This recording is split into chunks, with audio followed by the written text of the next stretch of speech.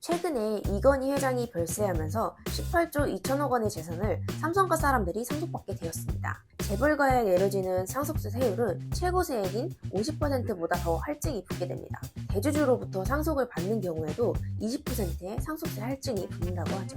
또 상속 시 거쳐야 하는 조사도 치밀하게 이루어집니다. 이렇게 해서 삼성가가 내야 하는 금액은 무려 하는데요.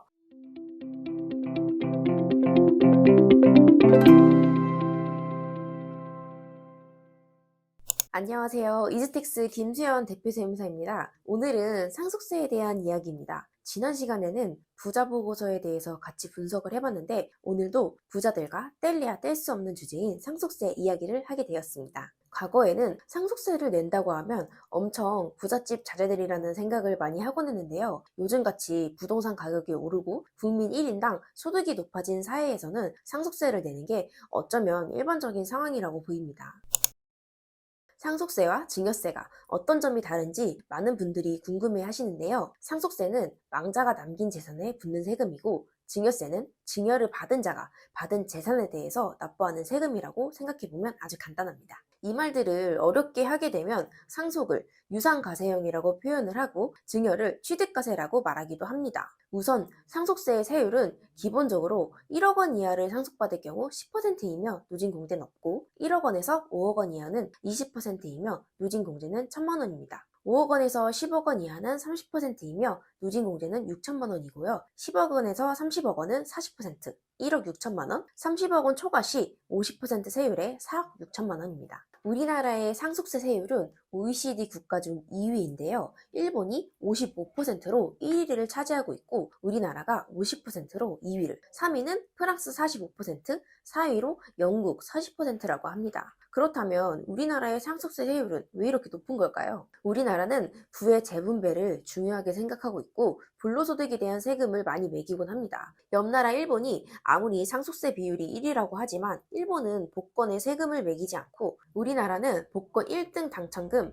3억 원이 넘는 금액에 대해서 33%를 원천 징수하는데요. 최근에 이건희 회장이 별세하면서 18조 2천억 원의 재산을 삼성가 사람들이 상속받게 되었습니다. 재벌가에 내려지는 상속세 세율은 최고 세액인 50%보다 더 할증이 붙게 됩니다. 대주주로부터 상속을 받는 경우에도 20%의 상속세 할증이 붙는다고 하죠. 또 상속 시 거쳐야 하는 조사도 치밀하게 이루어집니다. 이렇게 해서 삼성가가 내야 하는 금액은 무려 12조 원이라고 하는데요. 18조에서 12조를 납부하더라도 6조가 남아서 부럽긴 하지만 12조 원을 확보해야 하는 과정이 전혀 즐거워 보이지가 않네요. 홍라희 전 관장, 이부진 사장, 이서연 사장은 2조 원이 넘는 주식담보대출을 받았다고 합니다. 기존에 상속을 위해서 받았던 대출금까지 합산하면 무려 4조 원에 달한다고 하네요. 그리고 보유 중인 주식을 매각하면서 자금을 마련했다고 합니다. 부자는 3대를 못 간다는 말이 괜한 말이 아니라는 느낌이 드네요. 실제로 중소기업 업계에서 이런 현상이 자주 나타나고 있는데요. 국내 중소기업 10곳 중 3곳은 10년 이내의 승계가 필요하지만 가업상속공제 요건을 충족한 기업은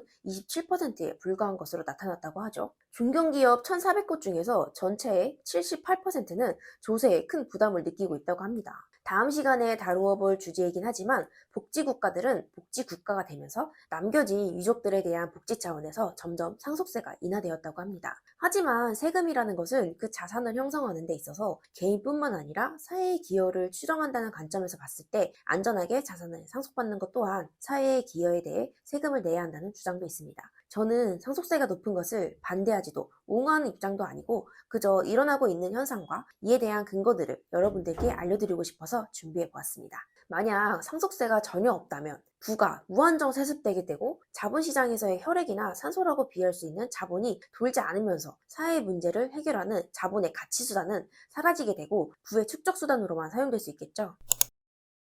부자들의 상속세에 대한 이야기만 하다 보면 너무 배가 아파서 진행할 수 없을 것 같아서 분위기를 살짝 틀어서 일반적인 삶을 사는 우리들이 상속을 받을 때나 상속을 하게 될 때 어떤 꿀팁을 사용해 볼 수 있을지 알아보도록 하겠습니다. 우리나라 상속에서 자주 등장하는 숫자가 있습니다. 바로 5억, 10억, 16억인데요. 상속세에는 증여세보다는 좀 더 다양한 방식으로 공제가 가능합니다. 우선 5억입니다. 일괄공제로 5억 원까지는 공제가 가능한데요. 기초공제 2억과 자녀공제 금액을 합산한 금액이 5억 원 미만인 경우에는 오히려 일가공제 5억 원을 선택하는 게 더 세액공제 효과가 크다고 보시면 되겠습니다. 자녀공제는 자녀 1인당 5천만 원이므로 일가공제와 비슷한 수준으로 공제를 받기 위해서는 6명의 자녀가 있어야 합니다. 따라서 요즘 사회에서는 일괄공제가 더 맞다고 볼 수 있겠네요. 그리고 다음으로 10억입니다. 만약에 남편이 사망하고 상속받을 아내가 아직 살아있다고 하면 일반 공제에 더하여 최저 5억 원의 배우자 상속공제를 받아보실 수 있습니다. 배우자 상속공제는 반드시 배우자가 상속받은 재산에 대해서만 받을 수 있는 것은 아닙니다. 이 공제를 받기 위해서는 그냥 배우자 한 분이 생존에 있기만 하면 자녀들도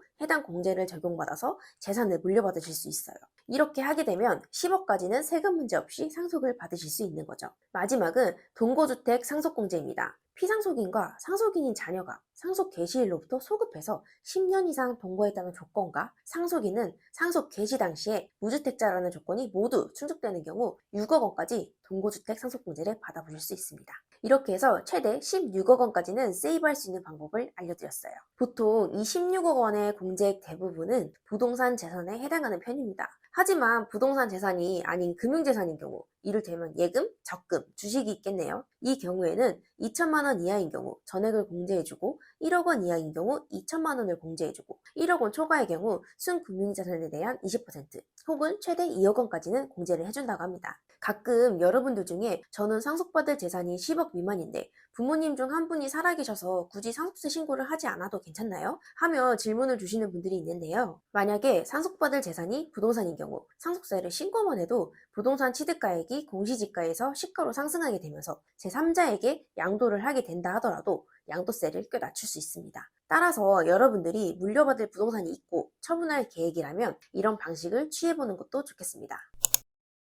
끝으로 상속세를 납부하는 방법과 절차에 대해서 간단하게 말씀드리도록 하겠습니다. 상속세 신고는 물려받은 모든 재산에 대해서 신고를 하게 되는데요. 적극재산인 자산이나 금융재산을 제외하더라도 소극재산인 부채와 빚도 신고 대상에 포함이 됩니다. 그리고 눈에 보이지 않는 무형재산을 물려받더라도 재산적 가치가 있는 권리의 경우 재산에 포함됩니다. 예를 들어 분양권과 입주권이 있을 수 있겠네요. 상속세는 상속 개시일로부터 6개월 내 신고 및 납부를 마쳐야 하고요. 상속세는 신고한다고 확정되는 것이 아니라 세무공무원이 세액을 결정해주는 시스템입니다. 주로 세금을 더 납부하게 된다면 사전 증여했었던 자산들이 잡히면서 가산세가 붙기도 합니다. 상속세 신고 기한이 6개월씩이나 되는 이유는 이 기간 동안 협의해서 재산을 분할하기도 해야 하고 동시에 상속 등기도 마쳐야 해서 일반적인 양도세 신고 기간인 2개월보다 좀 더 길게 설정한 것 같습니다.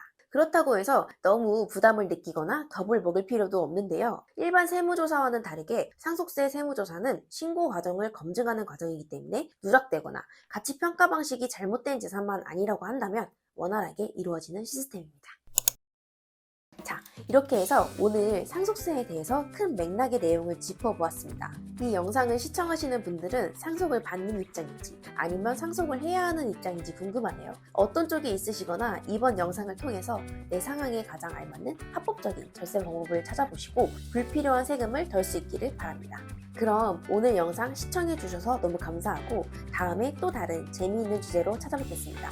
이상 이즈텍스 김수현 세무사였습니다. 감사합니다.